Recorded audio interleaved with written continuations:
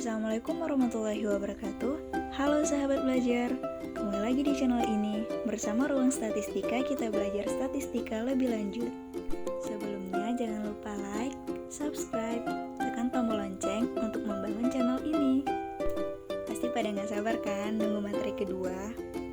Kira-kira materi kali ini kita bahas tentang apa ya? Tak kenal maka tak sayang. Sebaiknya kita kenalan dulu kali ya.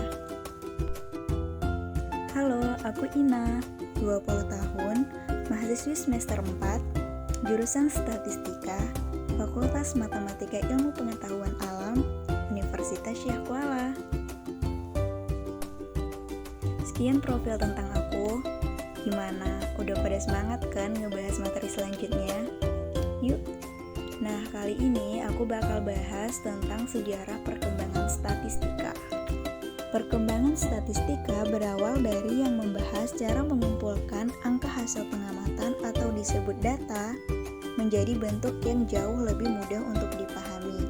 Menurut Spiegel, tahun 1961, statistika berasal dari kata status yang berarti negara.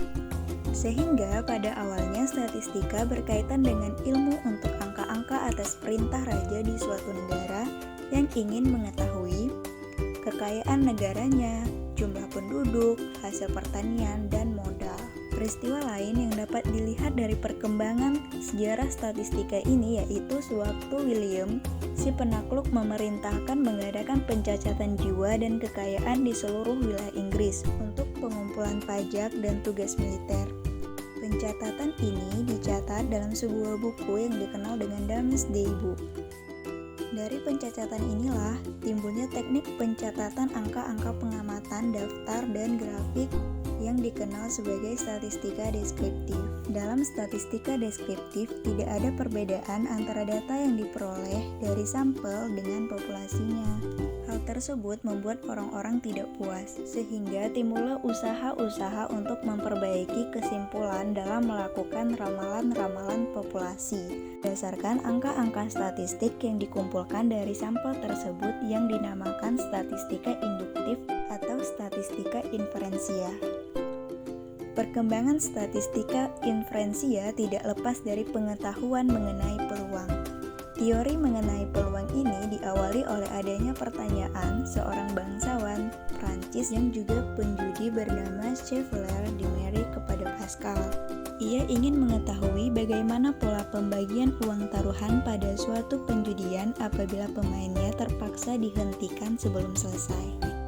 Kemudian pada tahun 1657, seorang ilmuwan Jerman, Christian Huygens, menerbitkan buku De Ratio Cinilis in Ludo Aliae yang berisi tentang risalah penjudian, dan sejak saat itu teori peluang mulai terkenal. Perkembangan pesat terjadi pada abad 18 yang dipelopori oleh Jacob Bernoulli dan Abraham de Moor yang menyatakan sifat-sifat performa.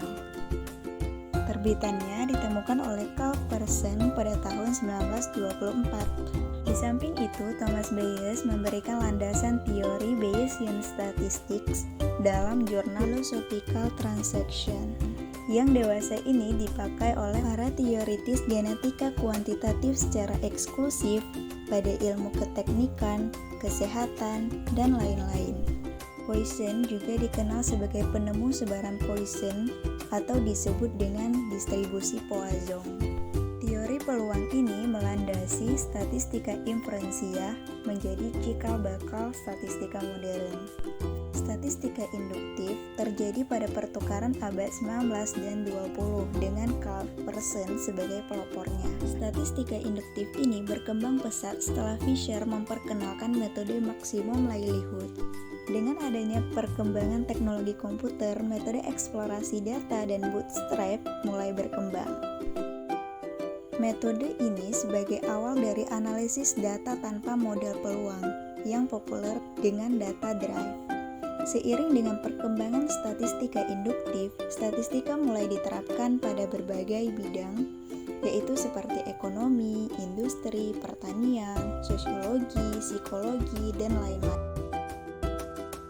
Di bidang ekonomi, aplikasi statistika pada ekonometrika, sedangkan di bidang industri, aplikasi yang sangat terkenal yaitu metode quality control, dan metode Six Sigma.